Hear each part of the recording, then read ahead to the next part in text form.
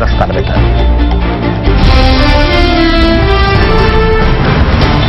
එක්සත් ජාතික පක්ෂයේ නිරපු 113 දෙනාගේ නම් ලයිස්තුව මාධ්‍යයට.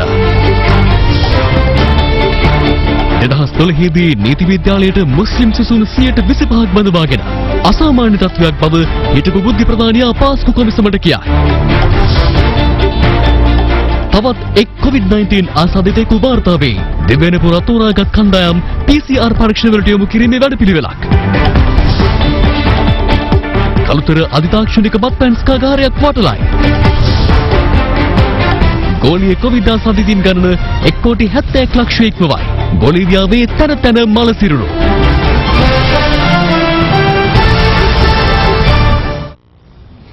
සමගී ජනබලවේගයෙන් මහමැතිවරණයට ඉදිරිපත් වීම හේතුවෙන් පක්ෂ සමාජිකත්වයේ අහෝසි කළ මහජන නියෝජිතයන්ගේ නම් ලැයිස්තුව එක්සත් ජාතික පක්ෂ කෘත්‍ය අධිකාරී මණ්ඩලය විසින් අද මාධ්‍යයට ඉදිරිපත් කළා. එම නම් ලැයිස්තුවට අනුව එක්සත් ජාතික පක්ෂය යටතේ පසුගිය පාර්ලිමේන්තුව නියෝජනය කළ මන්ත්‍රීවරුන් 7 දෙනෙකුගේ පක්ෂ සමාජිකත්වයේ අහෝසි වී තිබෙනවා.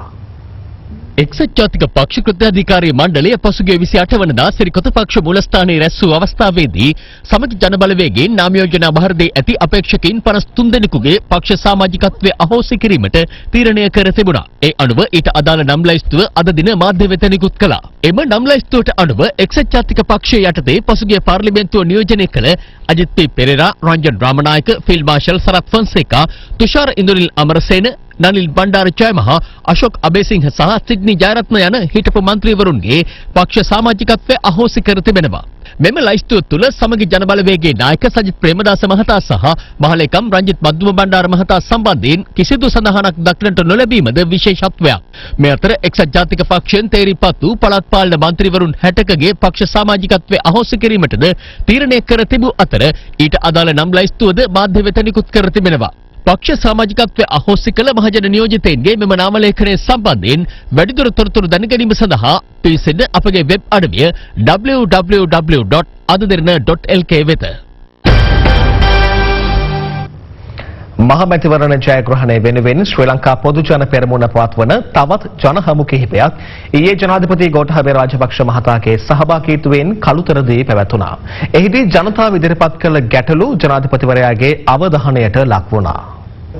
ශ්‍රී ලංකා පොදු ජන පෙරමුණෙන් මෙවර මහමැතිවරණයට තරගවදින අපේක්ෂක විදුර වික්‍රමනායක මහතා හොරණ සතිපල භූමියේ සංවිධානය කළ ජනහමුවට ජනාධිපතිවරයා ඊයේ පෙරවරුවේ එක් වුණා.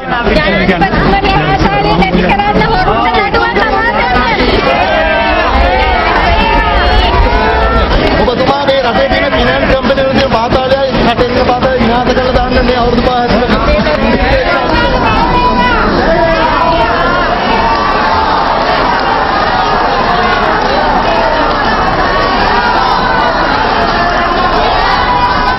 අපේක්ෂක ලලිත් එල්ලාවල මහතා බණ්ඩාරගම සතිපල භූමියේ සංවිධානය කර තිබූ ජනහමුවට ජනාධිපතිවරයා පැමිණියේ ඉන් අනතුරුවයි.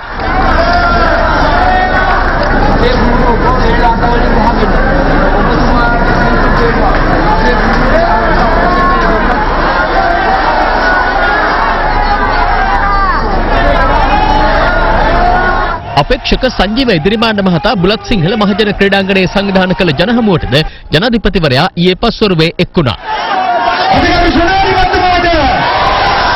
අද අන්තර්ජාතික සත්‍යකීමේ ගාස්තරාන්තකෙනි අපි ගත්තවාහන ෆිනෑන්ස් කමන් වලින් ඉගෙන ගියා. ඉතින් ව්‍යාපෘතියක් ඩෝනර් මෙතිලා ඒක නිසා නැවතත් ඔබතුමා දිනේ ක්‍රියාපෘති ආරම්භ කරනවා.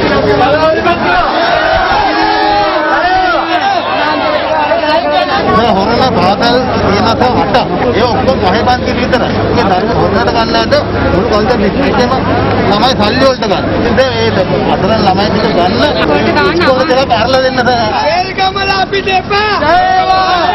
බදුරලිය බස් නැවතුම්පලේ ඊයේ පස්වරුවේ පැවති ජනහමුවටද ජනාධිපතිවරයා සහභාගී වූ අතර එය සංවිධානය කර තිබුණේ කළුතර දිස්ත්‍රික් අපේක්ෂක උදේනි අතුකෝරළ මහතායි. අතිගරු ජනාධිපතිතුමන්ට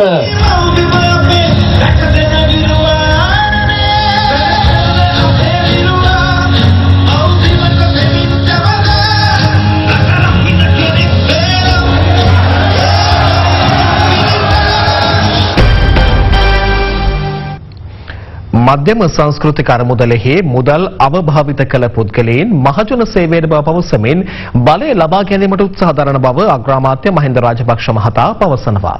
අග්‍රාමාත්‍යවරයා මේ බව සඳහන් කළේ මහර කඩවත ප්‍රදේශයේ පැවති ජනහමුවක් අමතමින්.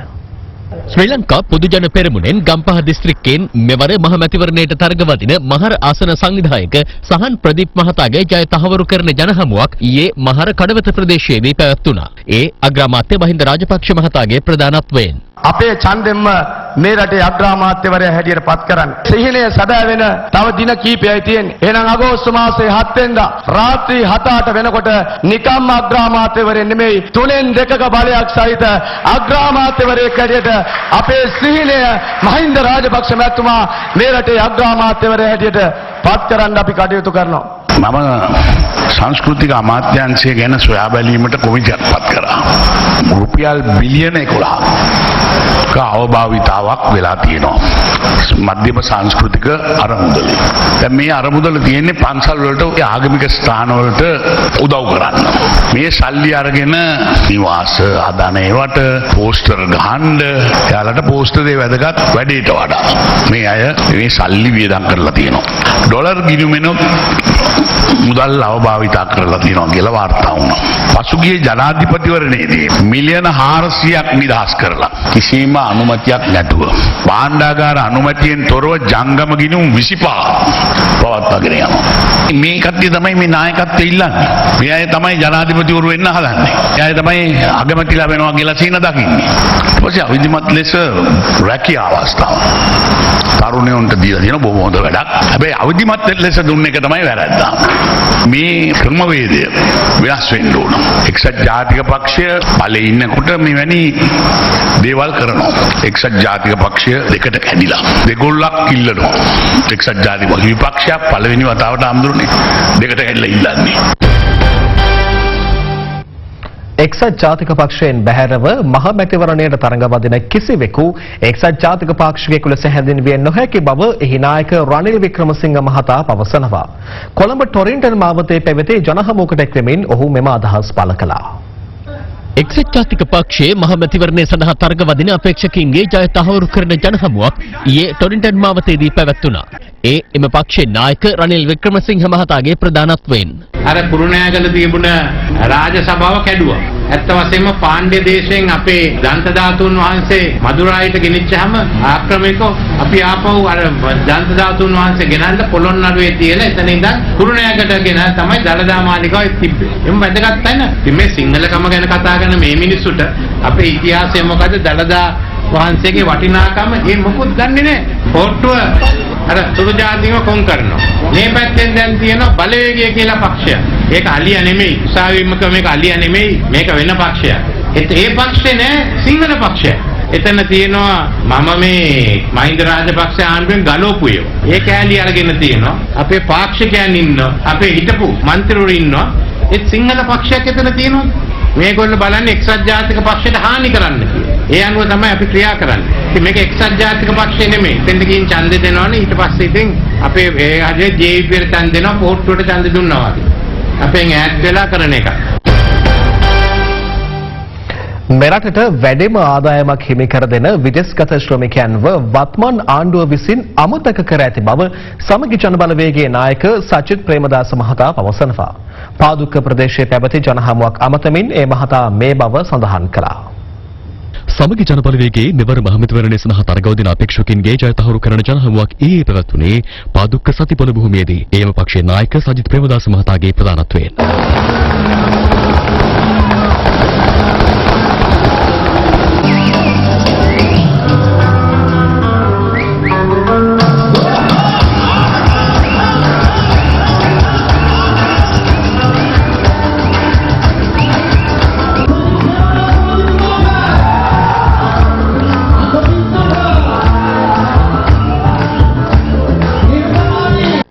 නියෝජනය කරන තානාපති කාර්යාල ඔක්කොම නිදිමතේ ඉන්නේ.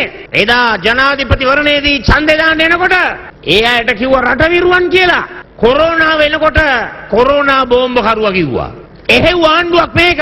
මුළු රටෙන්ම වැඩිම മന്ത്രിවරු ප්‍රමාණයක් ලබාගෙන දුරකථනයේ සමගි ජන බලවේග ආණ්ඩුවක් බිහි කරනවායි කියලා මන් තමුන්නාසලට කියන්න කැමතියි. ලංකාවේම ජනතාවටත් බරපතල ආර්ථික ප්‍රශ්න රැසක් තිබෙනවා. අද බොහොම අමාරුවෙන් ජීවත් වෙන්නේ. පොහොට්ටුවට විසඳුමක් නැහැ.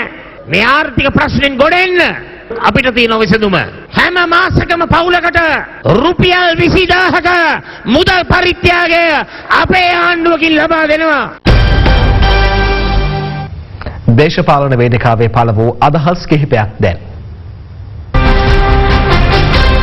මම හිතන්නේ පහුගිය අවුරුදු 26ම සත්‍යාධික පක්ෂයේ නායකයෝ කරේ අයින් කිරීම මිසක් එක්කහු කරගෙන නෙවෙයි. අයින් කිරීම නිසාම අද පක්ෂ දවසෙන් දවස දිවි වෙලා තියෙනවා. අර අපිත් එක්ක හිටපු අලියෝ ටික අද ටිකක් වල්ලලි බවට පත් වෙලා තියෙනවා. ඒගොල්ලෝ හිතුවා එක්සත් ජාතික පක්ෂයට අභියෝග කළා ඒක රටටම ගෙනියන්න පුළුවන් වෙලා කියලා. නමුත් දැන් ඒගොල්ලන්ගේ අනාගතය සීල් කළා දැන්. පස්වෙනිදා වෙනකොට ප්‍රතිඵලය බලාගත්තාම අපිට කියන්න පුළුවන් වල්ලලි කොහෙද හොඳාලි කොහෙද ඉන්නේ කියලා. හැබැයි ඔය කියන වල්ලලි ටික ඉන්නේ හොරාලි ටික ඉන්නේ අද ඔය එක්සත් ජාතික පක්ෂ කඳවුරේ කියන එක අපි මතක් කරන්න ඕනේ. ඒතර අපි අනිත් චරිත ගැන කතා කරලා වැඩක් නැහැ. එයාට හම්බෙන්නේ නැති දේවල් ගැන සක්විති රජ ගැන හැබෙනවා කියලා කිව්වත් හම්බෙන්නේ නැත්තේක වැඩක් නැහැ. හොඳම දේ අවශ්‍ය නැති අය ගැන කතා කරලා තේරුමක් නැහැ මේ රටේ. පාක්ෂික එළියට දාලා සමාජික එළියට දාලා ගමනක් යන්න හදන දේශපාලන ව්‍යාපාරයක් යන්නේ වලට අලිය ගෙනහිල්ලා ඔය කියන මහත්තරු මහ ලොකු වගාලින්දක දාලා තියන්නේ අර අනුරාධපුර පොළොන්නරුව පැත්තේ වැටෙන්නේ. දැන් වගාලින්දෙන් අලිය කොට ගන්න අපිට සිද්ධ වෙලා තියෙන්නේ. රටේ හැමදෙනාම ඉල්ලුවාන එක්සත් ජාතික පක්ෂයේ නැවුම් බව වජිර නායකත්ව දෙනකම් ගාල්ල දිස්ත්‍රික්කයේ එක්සත් ජාතික පක්ෂයට කිසිදු බලවේගයකට මම පාලනය කරන්න ඉඩ තියන්නේ නැහැ කියලා මම ඔබට මතක් කරනවා. අපේ හිටපු නායකවරු ඇමතිවරු අද ඒ ආණ්ඩුවට එකතු වෙන්න ඒ ආණ්ඩුවට පක්ෂවාද විවිධ කතන්දර කියනවා. සමහරු හැමදාම දාපු ඩීල් එක දාගෙන මැතිවරණයෙන් පස්සේ ජාතික ආණ්ඩුවලට යන්න ලෑස්ති වෙනවා. පහුගිය අවුරුදු 25 පාර්ලිමේන්තුවේ හිටපු කට්ටිය නම් ටික කොලේ කලියන් මෙන් 20 දෙනෙක් විතර ඉන්නවා. ජනාධිපති අලුතෙන් කවුරු ආවත් අලුත් ආණ්ඩුවක් ආවත් ඒ අය ඇමතිවරු. ඇයි මේ පැත්තෙන් ඡන්දය අරගෙන පාර්ලිමේන්තුවේ ඉඳ ගන්නවා අර පැත්තෙන් ඇමතිකම පෙන්නුවම මෙහෙම කරනමක් ගන්නවා. බලය වෙනුවෙන් කඳුළු සලන කිසිදු පාලකයෙක් මහ ජනතාව වෙනුවෙන් කඳුළු සලන්න නොමැති බව ජාතික ජන බලවේගයේ කොළඹ දිස්ත්‍රික් අපේක්ෂක අනුර කුමාර දිසානායක මහතා පවසනවා. දෙහිවල ප්‍රදේශයේ පැවති ජන හමුවකට එක්වෙමින් ඔහු මෙම අදහස් පළ කළා. අපි දන්නවා දැන් වසර 72ක් මේ ආණ්ඩු දෙක අපේ රට පාලනය කරලා තිබෙනවා. රටකට විය හැකි සියලුම පන්නේ විනාශයන්ට අපේ රට මෙව පාලකයන් විසින් පත් කළ ඉවරයි. මරවතක එක අපේක්ෂාවක් කිව්වා ඒගොල්ලන්ගේ ලයිස්ට් වල අස්පයෝ ඉන්නවා පොඩ්ඩුයි කිව්වා. දැන් එන මේ පක්ෂ වගකීම තමයි අස්පයෝ කවුද බූරුව කවුද කියලා රටට කියන්නේ. ඡන්දෙට පස්සේ ජනතාවට වෙන අස්පයෝ කවුද බූරුව කවුද දල්ගල්මට ඔක්කොම කපුන් දෙකයි. වලිගියක් පේන්නත් නේ. කකුලට ලාඩම් දාලා දෙනවා කියලා අපි දන්නේ. ජගත් කුසුමා නිය අඬනවා. ඒක පොග්ග අගෝස්තු මාසේ පස්සේ දසුරාට ජීවිත අඬනවා. හැබැයි මේ කවුරුවත් ඇඬුවද අපේ රටේ දැරිවියන් දූෂණය කරනකොට එයාට මට දැසිරි කරනවා. එක කතාවක් මැද පෙරදිග කාන්තාවන් අද ඉර වෙලා එන්න බැරුව ඉන්නකොට මේක වැරදිලි මොනතරම් වංචනිකද මේ පාර්ලිමේන්තුව සුද්ධ කරන්නේ. ඒ නිසා ඒ කණ්ඩායම අපේ රට හදන්නේ. මෙන්න දැන් ලැබුණු පොතක්. පොළොන්නරුව ලංකාපුර ප්‍රාදේශීය ලේකම් කාර්යාලයේ කාර්ය මණ්ඩල සමාජිකයෙකුට COVID-19 ආසාදනය වී තිබෙනවා. එම ආසාදිතයා හඳුනා ගැනුනේ ලංකාපුර ප්‍රාදේශීය ලේකම් කාර්යාලයේ සමස්ත කාර්ය මණ්ඩලයේම යොදාගෙන සිදු කළ PCR පරීක්ෂණවල ප්‍රතිඵලයක් ලෙසයි. ඔහු මීට පෙර කන්දකාරු රැඳවුම් මධ්‍යස්ථානයෙන් හඳුනාගත් රෝගියෙකුගේ සමීප ආශ්‍රිතයෙකු බවයි සෞඛ්‍ය අංශය පවසන්නේ. ඒ අනුව මේ වන විට මෙම ආසාදිතයාගෙන් ආශ්‍රිතයන් හඳුනා ගනිමින් සිටින අතර ඔවුන්ද PCR පරීක්ෂණ සඳහා යොමු කිරීමට කටයුතු කර තිබෙනවා. මෙම ආසාදිතයා සමග මෙරටින් හඳුනාගෙන ඇති මුළු COVID-19 ආසාදිතයන් ගණන 2811ක්. මේ සමග ලංකාපුර ප්‍රාදේශීය ලේකම් කාර්යාල කටයුතු සීමා කිරීමට පියවර ගෙන තිබෙනවා.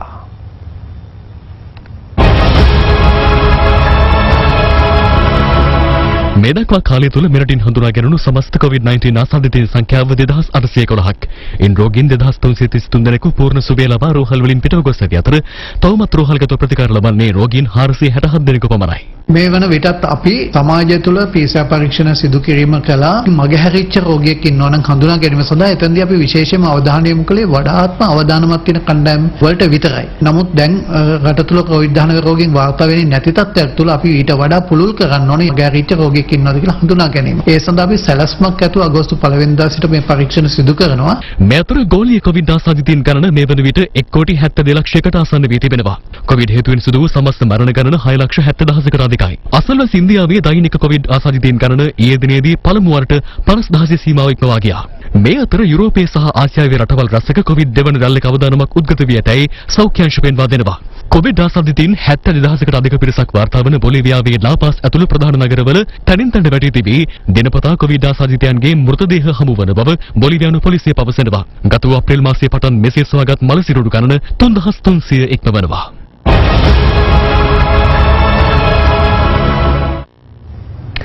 2012දී ශ්‍රී ලංකා නීති විද්‍යාලයට මුස්ලිම් සිසුන් බඳවා ගැනීමේ අසාමාන්‍ය වර්ධනයක් නිරීක්ෂණය කළ බව රාජ්‍ය බුද්ධි සේවයේ හිටපු අධ්‍යක්ෂ නිලන්ත ජයවර්ධන මහතා පවසනවා.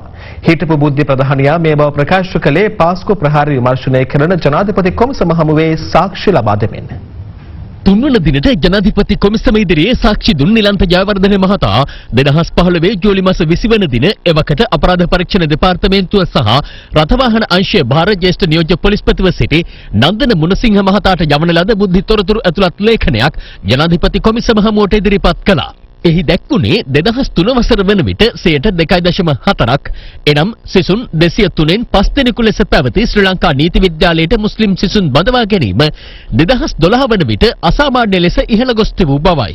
ඒ අනුව 2003 වර්ෂය වන විට 2.4ක් ලෙස පැවති මුස්ලිම් සිසුන් බඳවා ගැනීමේ ප්‍රතිශතය 2012 වර්ෂය වන විට 25.24ක් ලෙස අසාමාන්‍ය ලෙස ඉහළ ගොස් ඇති බවත් ඒ අනුව 2012 වර්ෂයේදී මුස්ලිම් සිසුන් 78 දෙනෙකු ශ්‍රී ලංකා නීති විද්‍යාලයට බඳවාගෙන ඇති බවත් රාජ්‍ය බුද්ධි සේවයේ හිටපු අධ්‍යක්ෂකවරයා අනාවරණය කළා. රාජ්‍ය බුද්ධි සේවයේ විසින් නිරීක්ෂණය කළ මෙම තත්ත්වයට හේතුව අධිකරණ අමාත්‍යාංශය තුළ පැවති ගැටලුවක් බවත් ඒ සම්බන්ධයෙන් වගකිව යුතු අංශ වන ශ්‍රී ලංකා නීති විද්‍යාලය සහ අධිකරණ අමාත්‍යාංශයේ එකල දැනුවත් කළ බවත් නිලන්ත ජයවර්ධන මහතා කියා සිටියා. මෙහිදී ජනාධිපති කොමිසමේ සමාජිකයෙකු ප්‍රශ්න කර සිටියේ මෙලෙස අසාමාන්‍ය ලෙස මුස්ලිම් සිසුන් බඳවා ගැනීම වැඩිවීමට හේතුව කුමක්ද යන්නයි. එහිදී රාජ්‍ය බුද්ධි සේවයේ හිටපු අධ්‍යක්ෂවරයා කියා සිටියේ ව්‍යාප්තවාදයේ සහ රටේ සුළුතර ජන කොට්ටාසයක් බහුතරය සමග කරන අරගලයක් මේට මුල් වී ඇති බවයි. එබැවින් මෙම ප්‍රශ්නයට මුහුණ දිය යුත්තේ බුද්ධියෙන් බවද නිලන්ත ජයවර්ධන මහතා ජනාධිපති කොමිසම හමුවේ සඳහන් කළා. මේ අතර අදාළ ලේඛනය තුළ ඇති තවත් දැනුම් දීමක් ජනාධිපති කොමිසම හමුවේ අනාවරණය කරමින් ජයවර්ධන මහතා කියා සිටියේ 2013 වර්ෂයේදී ජමියතුල් උලමා සංවිධානය ආයතන 204ක භාණ්ඩ වර්ග 4500ක් සඳහා හලාල් සහතික නිකුත් කර තිබූ බවයි. ඒ තුලින් 2013 වර්ෂයේ වන විට ජමියතුල් උලමා සංවිධානය මාසිකව රුපියල් මිලියන 1.5ක මුදලක් උපයාගත් බවද රාජ්‍ය බුද්ධි සේවයේ හිටපු අධ්‍යක්ෂවරයා අනාවරණය කළා. පැන්ස් කාර්යාලයක් ඊයේ කොළඹ අපරාධ කොට්ටාශය විසින් කළුතර ප්‍රදේශයේදී වටරනු ලැබුවා. එහිදී අලෙවි කිරීමට සූදානම් කර තිබූ මත්පැන් ලීටර 4,000ක්ද පොලිසිය සිය බහරයට ගත්තා. කළුතර හීනටියන්ගල ප්‍රදේශයේ පවත්වාගෙන ගිය නීති විරෝධී ස්කාගාරයක් කොළඹ අපරාධ කොට්ටාසේ නිලධාරීන් විසින් ඊයේ වටලා තිබෙනවා. මෙහි තිබී දියුණු තාක්ෂණයෙන් යුත් උපකරණ තොගයක්ද සොයාගත් බවයි පොලිසිය පැවසුවේ. මෙහිදී කාන්තාවන් 9 දෙනෙකු ඇතුළු පුද්ගලයන් 9 දෙනෙකුද අත්අඩංගුවටගෙන තිබෙනවා. එමෙන්ම අවසරලත් මත්පැන් වලට සමාන මත්පැන්, ඒවා ඇසුරුම් කිරීමට යොදා ගන්නා යන්ත්‍රෝපකරණ, මත්පැන් පිරවූ මිලිලීටර 180 බෝතල් 1000කට වැඩි ප්‍රමාණයක් සොයාගත් බව පොලිසිය පැවසුවා. මෙහිදී විකිණීමට සූදානම් කළ හා ඩොකල නීති විරෝධී මත්පැන් ලීටර 4000ක්ද පොලිස් භාරයටගෙන තිබෙනවා. මෙම ස්ථානය පරීක්ෂා කිරීමට ජ්‍යෙෂ්ඨ නියෝජ්‍ය පොලිස්පති දේශපාන්දු තෙන්නකෝන් මහතාද පැමිණියා. කොළඹ අපරාධ කොට්ටාසේ සංවිධානාත්මක අපරාධ විමර්ශන අංශයට ලද තොරතුරකට අනුව හෙරොයින් ජාවාරම් කළ කාන්තාවක් ඇතුළු පුද්ගලයන් 9 දෙනෙකු අත්අඩංගුවටගෙන තිබෙනවා. වැඩිදුරටත් සිදු කළ සොයා බැලීමේදී අනාවරණය වී ඇත්තේ මෙම ජාවාරමේ සියලු කටයුතු ජංගම දුරකථන යොදා ගනිමින් මෙහෙවා ඇත්තේ මද්ද්‍රව්‍ය වැරදි සම්බන්ධයෙන් වැරදි දෙකකට මරණ දඬුවම් ලැබ සිටින සිරකරුවෙකු බවයි. පිටකොටුව ප්‍රදේශය ඉලක්ක කරගනිමින් අයිස් මද්ද්‍රව්‍ය ජාවාරම් කළ පුද්ගලයෙකු පිටකොටුව පොලිසිය විසින් ඊයේ අත්අඩංගුවටගෙන තිබෙනවා. 23 හැවිරිදි සැකකරු සතුව තිබී හෙරොයින් ග්‍රෑම් 10ක්ද සොයාගත් බවයි පොලිසිය පැවසුවේ. මේ අතර කේරළ ගංජා හා අයිස් මද්ද්‍රව්‍ය ජාවාරම් කළ පුද්ගලයෙකු කොළඹ මධ්‍යම කොට්ටාස දූෂණ මර්දන ඒකකයේ විසින් වැලියගොඩදී අත්අඩංගුවටගෙන තිබෙනවා. එහිදී 60 හැවිරිදි සැකකරු සතුව තිබී කේරළ ගංජා කිලෝ 6ක් සහ අයිස් මද්ද්‍රව්‍ය ග්‍රෑම් 30ක් සොයාගත් බවයි පොලිසිය පැවසුවේ.